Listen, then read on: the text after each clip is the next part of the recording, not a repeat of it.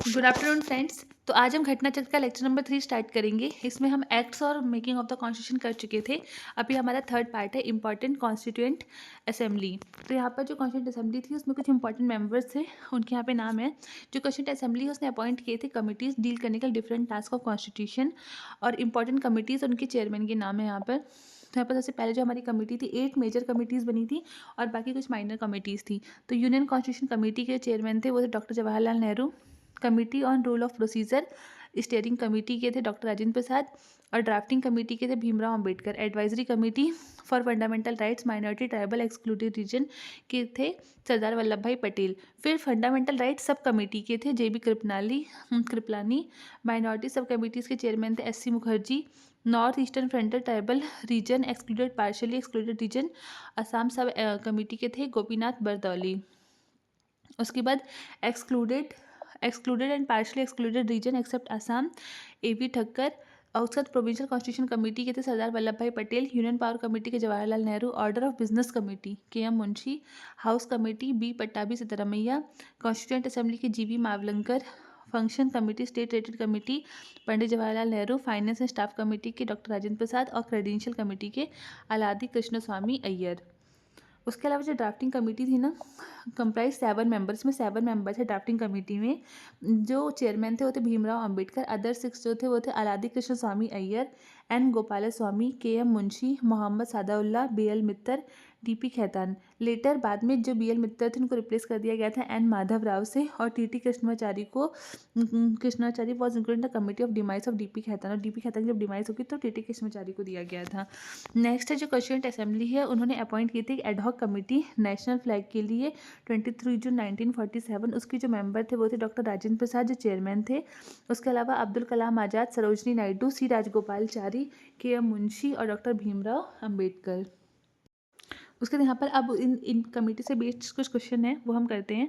तो हमारा first question है, who among the following was the chairman of union constitution committee of the constituent assembly? B R Ambedkar, J B Kripalani, Jawaharlal Nehru और अलादी कृष्ण स्वामी अय्यर। तो इसका option होगा सी जवाहरलाल नेहरू।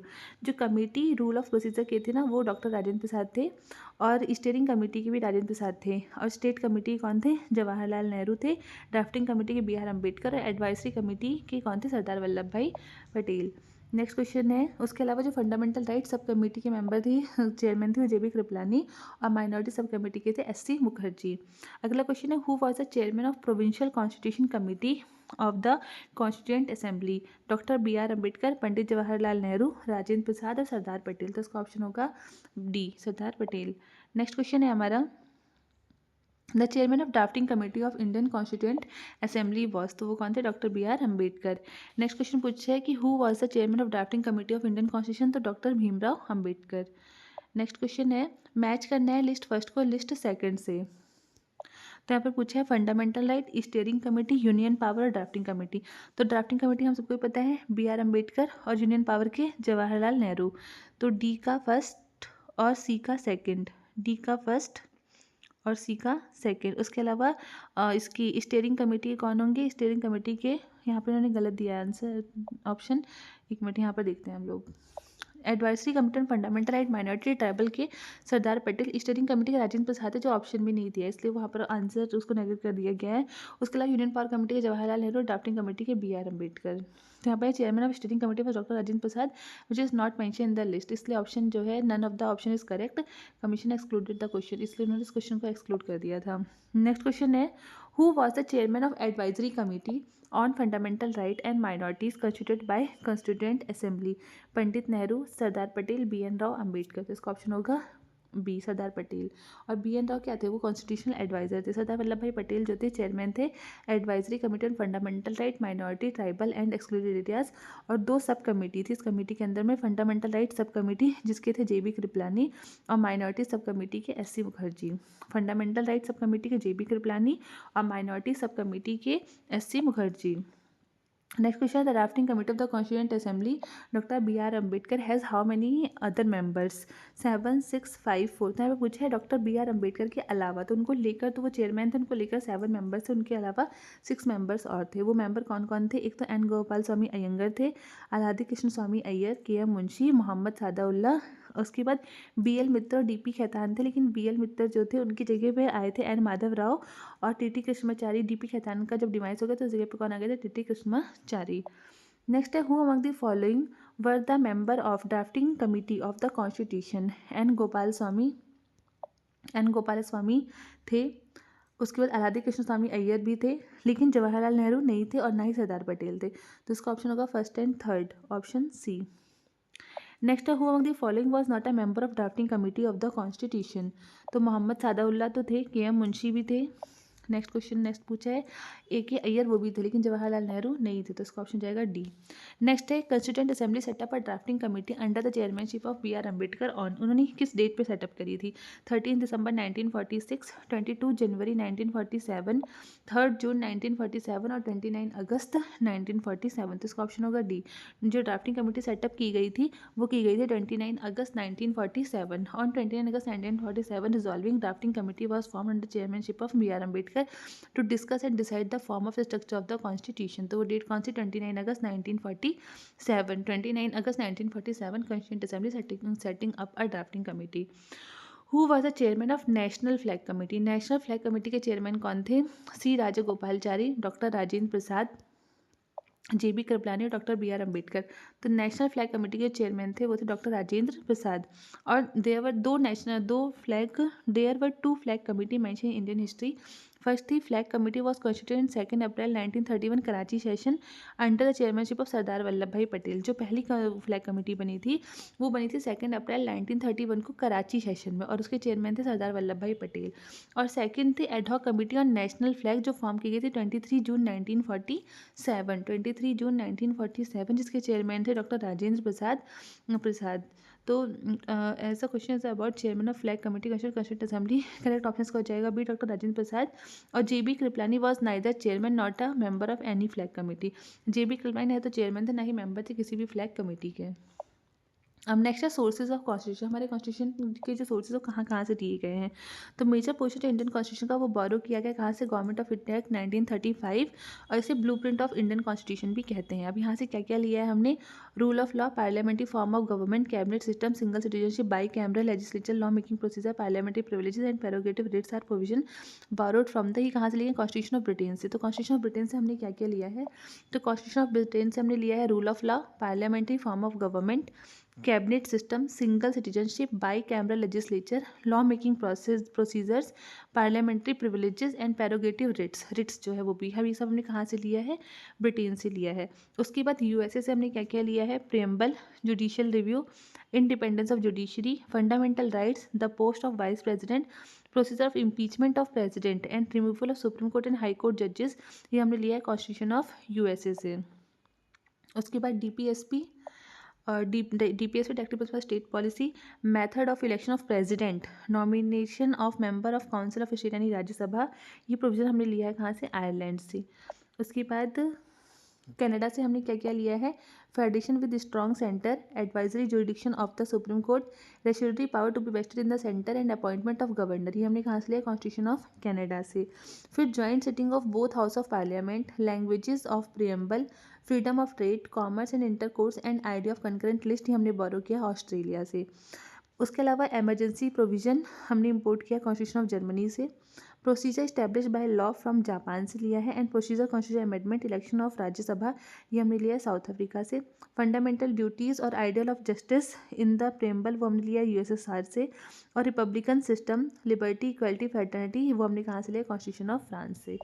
तब इससे बेसिक कुछ क्वेश्चन करते हैं। तो यहाँ पर क्वेश्चन है कि Indian political system which one is supreme? Supreme court, constitution, parliament और रिलीजन। तो ऑप्शन होगा बी, इंडियन पॉलिटिकल सिस्टम में सुप्रीम हमारे यहाँ क्या है? Constitution. Constitution is supreme in Indian political system. Constitution of India supreme law of India है। It laid down framework, fundamental political principle, establish structure, procedure, power and duties of government institution and set out the fundamental right, DPSP and duties of citizens.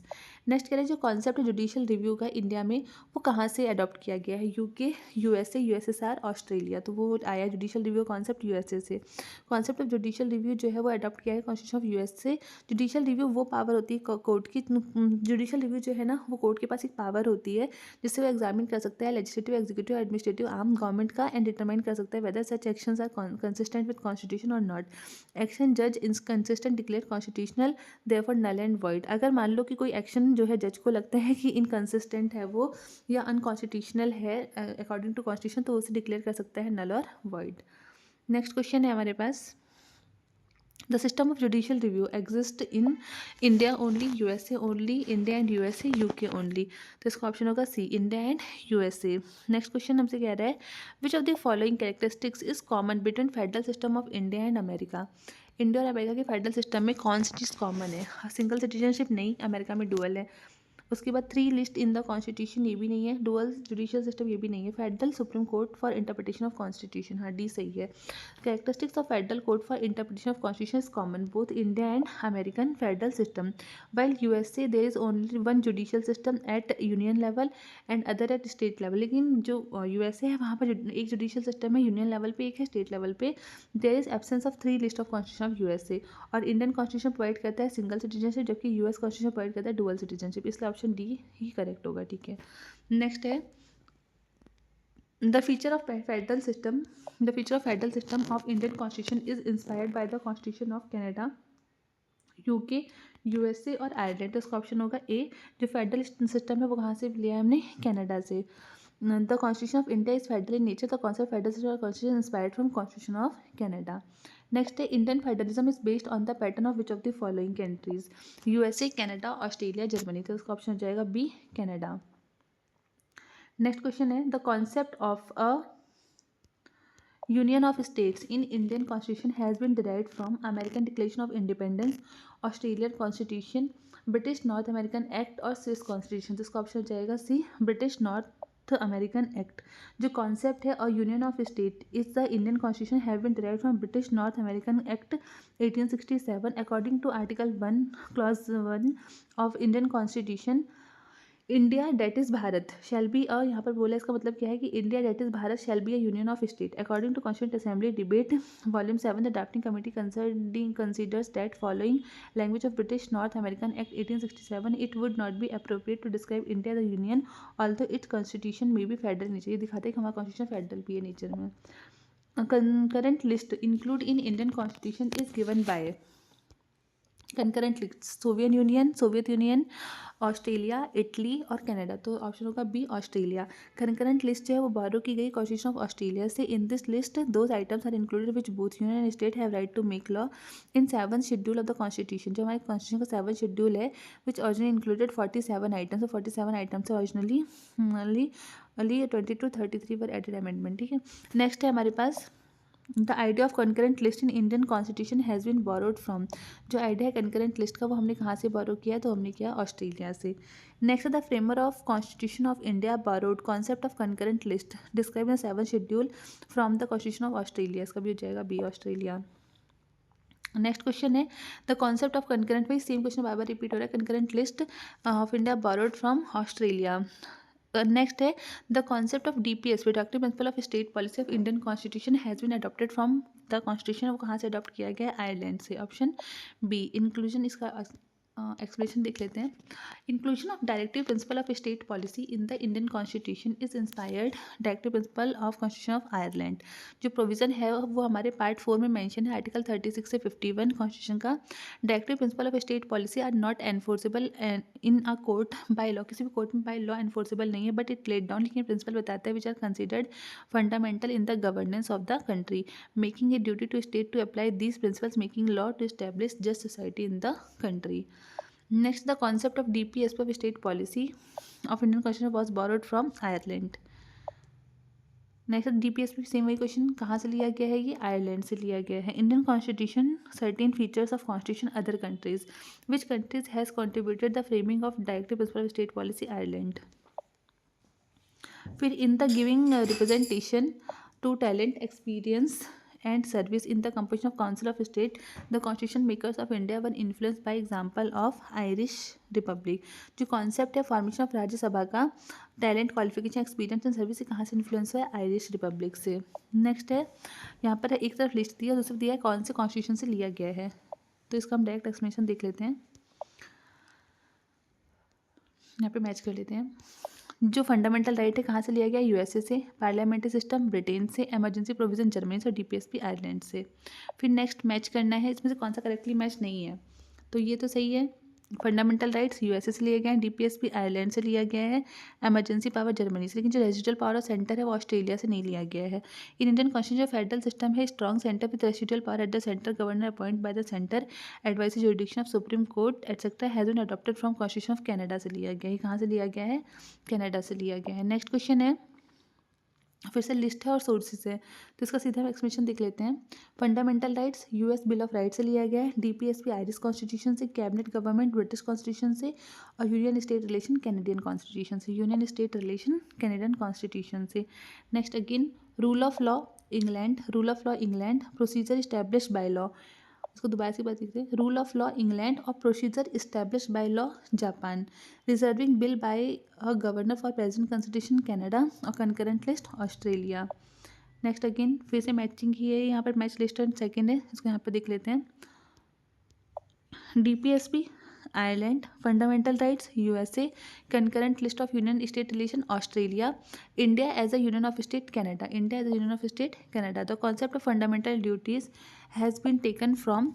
Fundamental duties कहाँ से लिया मैं? American, British, Russian, French. तो fundamental duties हमने कहाँ से ली? Russian constitution से. फंडामेंटल ड्यूटीज इंस्पायर है रशियन कॉन्स्टिट्यूशन से. इसको ऐड किया गया था 42nd अमेंडमेंट एक्ट 1976 में. किसकी रिकमेंडेशन पर? सरन सिंह कमेटी की रिकमेंडेशन पर. फिर नेक्स्ट है एजर्शन और रीजन. एजर्शन है the constitution of India has become the longest one. सही है. The chapter on fundamental rights has been borrowed from the model of American constitution. ये भी ठीक है. तो एजर्शन रीजन दोनों ही ठीक है, पर रीजन एक्सप्लेन नहीं कर रहा है एजर्शन को, तो इसका ऑप्शन हो जाएगा बी. इंडियन कॉन्स्टिट्यूशन जो है वो लेंथीस्ट कॉन्स्टिट्यूशन है, लेंथीस्ट रिटन कॉन्स्टिट्यूशन है वर्ल्ड में. ओरिजिनली इसमें 22 पार्ट्स, 95 आर्टिकल एंड 8 शेड्यूल थे. जो चैप्टर है फंडामेंटल राइट का वो हमने लिया है कॉन्स्टिट्यूशन ऑफ यूएसए से, but this is only reason for lengthy constitution ही नहीं है, तो इसलिए दोनों गलत होंगे और वो एक्सप्लेनेशन नहीं होगा, बाकी सही दोनों होंगे. The concept of fundamental right as incorporated Indian constitution has been adopted from United State of America USA. अब यहाँ पे जो फंडामेंटल राइट्स है हैज़ बीन इनकॉर्पोरेटेड पार्ट 3 में आता है, आर्टिकल 12 से 35. जो प्रोविजन है बोरोड किए गए कॉन्स्टिट्यूशन ऑफ यूएसए से, और उसमें क्या क्या है? राइट टू इक्वलिटी 14 से 18, राइट टू फ्रीडम 19 से 22, राइट अगेंस्ट एक्सप्लॉयटेशन आर्टिकल 20 से 24, right to freedom of religion 25-28, culture educational right 29-30, और right to constitutional remedies article 32. The post of vice president and independence of judiciary भी हमने कहाँ से लिया है? यूएसए से ही लिया है. Idea of fundamental right is adopted from the constitution of America. Next है 26. The tradition of written constitution begin from which of the following countries. तो जो रिटन कॉन्स्टिट्यूशन का ट्रेडिशन है वो कहाँ से आया था? वो भी अमेरिका से ही आया था. The constitution of USA is the first written constitution in the world. USA का पहला रिटन कॉन्स्टिट्यूशन है वर्ल्ड में. It is the world shortest written constitution which include only 7 articles. तो ये शॉर्टेस्ट है, इसमें सिर्फ 7 आर्टिकल्स हैं. नेक्स्ट है part of Indian constitution. The Indian constitution जो है डिवाइड हुआ है 22 पार्ट्स में. पार्ट 4A जो है और पार्ट 14A जो है वो ऐड किया गया 42nd अमेंडमेंट एक्ट 1976 से, और पार्ट 9A जो है 74th अमेंडमेंट एक्ट 1992 से आया है, और पार्ट 9B ऐड हुआ है 97th अमेंडमेंट एक्ट 2011 से. तो एक बार ये फिर से हम इंपॉर्टेंट इसे देख लेते हैं. जो पार्ट 4A है और पार्ट 14A है, ये 42nd अमेंडमेंट एक्ट से. 42nd अमेंडमेंट एक्ट 1976 से हमने 2 पार्ट ऐड किए थे, पार्ट 4A और पार्ट 14 है. उसके अलावा 74th अमेंडमेंट एक्ट 1992 से हमने ऐड किया था पार्ट 9A, और 97th अमेंडमेंट एक्ट 2011 से हमने ऐड किया था पार्ट 9B. अब यहाँ पे कुछ यहाँ पे पार्ट्स दिए हैं. जो पार्ट फर्स्ट है वो है union and it's territory article 1 to 4. फिर पार्ट 2 है जो है हमारा वो है सिटीजनशिप आर्टिकल 5 to 11. पार्ट 3 है फंडामेंटल राइट 12 to 35. पार्ट 4 है डीपीएसपी आर्टिकल 36 to 51. फिर fundamental duties part 4A add किया गया था 42nd constitution amendment act 51A. फिर यूनियन गवर्नमेंट 52 से 151. देन स्टेट गवर्नमेंट पार्ट 6 है हमारा स्टेट गवर्नमेंट. फिर पार्ट 7 है यूनियन टेरिटरीज पार्ट 8 है यूनियन टेरिटरीज, पार्ट 9 है पंचायत। इसके बाद फिर से देख लेते हैं पार्ट 1 यूनियन एंड टेरिटरी, फिर सिटीजनशिप होगी, फिर part 3 fundamental right, part 4 DPSP, part 4A में फंडामेंटल ड्यूटीज़, पार्ट 5 में यूनियन गवर्नमेंट, पार्ट 6 में स्टेट गवर्नमेंट, पार्ट 7 उसके बाद नहीं है, पार्ट 8 जो है वो यूनियन एंड टेरिटरीज है, part 9 panchayat,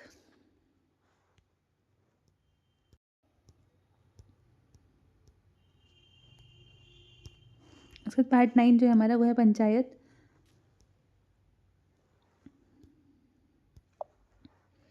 part 9A municipalities, part 9B cooperative societies, part 10 जो है हमारा वो है schedule and tribal areas, part 11 relation with between union and states, part 12 finance property contract, part ये ट्रेड एंड कॉमर्स, फिर part 14 जो है service under the union and states, फिर उसके बाद part 14A tribunals, 15 election, 16 special provision relating to certain classes, 17 official language, 18 emergency provision, 19 miscellaneous, 20 amendment, 21 temporary transitional and special provision, 22 short title commencement authority text Hindi and repeals. तो अब इसमें base कुछ questions हैं वो देख लेते हैं, इससे हमें पार्ट थोड़े याद होंगे। Indian constitution is divided into 16 part, 22 part, 24 part, 25 part, तो इसका आंसर होगा 22 पार्ट्स, 22 पार्ट्स, 395 आर्टिकल और 8 शेड्यूल में। नेक्स्ट क्वेश्चन है consider the following subject. Next question हमारा consider the following subject, arrange them into sequential order as mention in the constitution, union and territory, fundamental duty, citizenship और DPSP. तो correct code है तो यहाँ पर आएगा option A. सबसे पहले आएगा फर्स्ट यूनियन एंड टेरिटरी, फिर सेकंड आएगा सिटीजनशिप, फिर उसके बाद आएंगे हमारे ये फंडामेंटल राइट्स जो इसमें है नहीं, फिर फंडामेंटल, फिर डीपीएसपी आएगा और लास्ट में आएगा हमारा फंडामेंटल ड्यूटीज। तो इसका ऑप्शन होगा first, third, fourth, second, option A. Next है हमारा अगला question, the provision of election commission, the provision of election commission in India Indian constitution was inspired by which of the following countries, Ireland, United Kingdom, USA और none of the above. तो इसका option होगा D, none of the above. The method of election of president in Indian constitution inspired from constitution of Ireland. कहाँ से आया था? Constitution of Ireland से आया था। Election commission in Indian constitution is not inspired from constitution of the world, hence option D is correct answer. Next which of the following is not correctly match. Part 2 citizenship ठीक है, part 3 fundamental right ठीक है, part 6A नहीं, part 4A है, ये part 4A में है fundamental duties, और part state part 6 of the constitution ठीक है। तो इसका आंसर होगा ऑप्शन सी। नेक्स्ट है which of our constitution envisages a 3 tier of panchayat, part 9, part 10, part 11 और पार्ट 12। तो इसका ऑप्शन होगा ए, पार्ट 9। इन 1992 में ना 73rd and 74th constitutional amendment act किए गए थे पार्लियामेंट में। जो 73rd अमेंडमेंट था वो रूरल लोकल गवर्नमेंट के लिए था, जिसे बोलते हैं पंचायती राज इंस्टीट्यूशन, और 74th अमेंडमेंट था अर्बन लोकल गवर्नमेंट, जिसे नगर पालिकाज बोलते हैं। 73rd अमेंडमेंट जो उसने इंट्रोड्यूस किया था 3 tyre panchayat system, part 9 of the constitution, at the basis of gram panchayat which covers village और ग्रुप ऑफ विलेज, ठीक है। उसका जो इंटरमीडिएरी लेवल था उसमें मंडल और तालुका पंचायत आएगा, और intermediary level body need to be constituted in smaller state having population less than 20 lakh. At apex पे क्या होगा? Zila panchayat which cover the entire rural area of district. Next question है which part and chapter of the constitution deal with the legislative relation between the union and state. तो इसका option होगा A, part 11 और chapter first. जो part 11 Indian constitution को deal करता है relation between union and state. Chapter first of part 11 is about distribution of legislative power between union and state, where chapter 2 deal with administrative relation between them, और part 12 deal करता है finance, property और contract and suit को। Next है match list first and second and correct the answer. Abolition of title, organisation of village panchayat to provide opportunities education 6 to 14, India that is Bharat, union of state. अभी क्या क्या है? तो India that is Bharat, union of state, ये क्या होगा? Union and territory, D का 2। तो सबसे ऑप्शन बी ही हो जा रहा है, बाकी एक बार चेक कर लेते हैं। उसके बाद एबॉलिशन ऑफ टाइटल, ये क्या था? एक फंडामेंटल राइट है, तो ए का 3। उसके बाद ऑर्गेनाइजेशन ऑफ विलेज पंचायत, ये क्या है? एक fundamental would directive principle of state policy है, तो बी का 1। और टू प्रोवाइड अपॉर्चुनिटी 6 to, ये फंडामेंटल ड्यूटी है, तो सी का 4। इसका ऑप्शन हो जाएगा बी। नेक्स्ट क्वेश्चन है which of the following is correctly match, इसमें से कौन सा सही है। Part 2 of the constitution fundamental right गलत है। पार्ट 3 सिटीजनशिप ये भी गलत है। Part 4 A of the constitution fundamental duties, हाँ ऑप्शन सी सही है। और part 5 of the constitution direct principle ये भी गलत है। फंडामेंटल राइट आता है पार्ट 3 में, सिटीजनशिप आता है पार्ट 2 में, और डायरेक्ट प्रिंसिपल स्टेट पॉलिसी आता है पार्ट 4 में। नेक्स्ट क्वेश्चन है which of the following is not correctly match, इसमें से करेक्टली मैच नहीं है कौन सा। सिटीजनशिप पार्ट 2 सही है। यूनियन एंड टेरिटरीज पार्ट 7 ही गलत है, पार्ट 1 में आता है। म्यूनसिपैलिटीज पार्ट 9 है। इलेक्शन पार्ट 15 है, ठीक है। तो इसका ऑप्शन जाएगा बी। फिर वही match list first and second है, तो इसका हम डायरेक्ट आंसर ही देख लेते हैं। पार्ट 9 में क्या आता है, पंचायत। पार्ट 8 में यूनियन टेरिटरीज। पार्ट 4 है फंडामेंटल ड्यूटीज, और पार्ट 9 में आता है municipalities. Which among the following provision part of the is not correctly match, official language part 17, उसके बाद यूनियन एंड टेरिटरी पार्ट 8, और उसका schedule and tribal areas part 10। Tribunals part 11 ही गलत है, option D.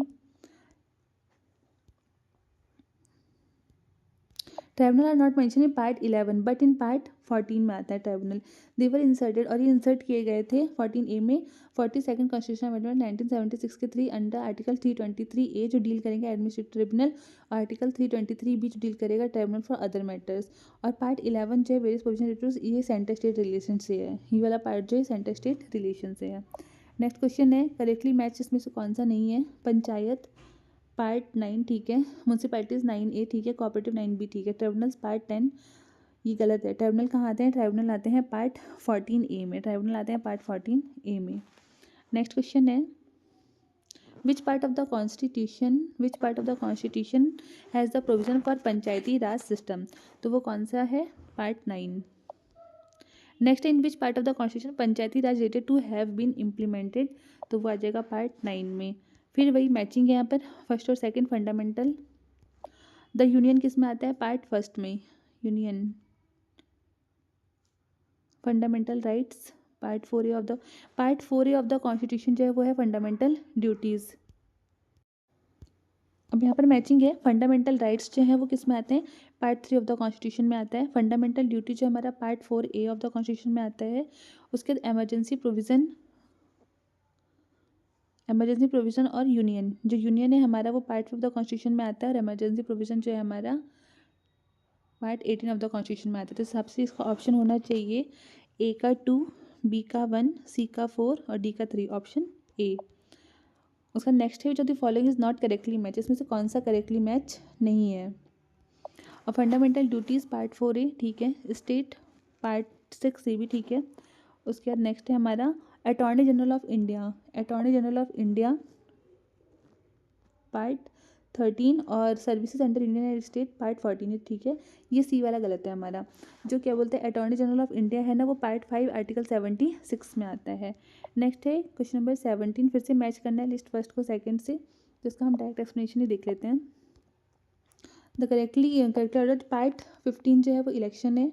Part 16 special provision regarding certain classes है। Part 17 official language है, और पार्ट 18 इमरजेंसी प्रोविजन है।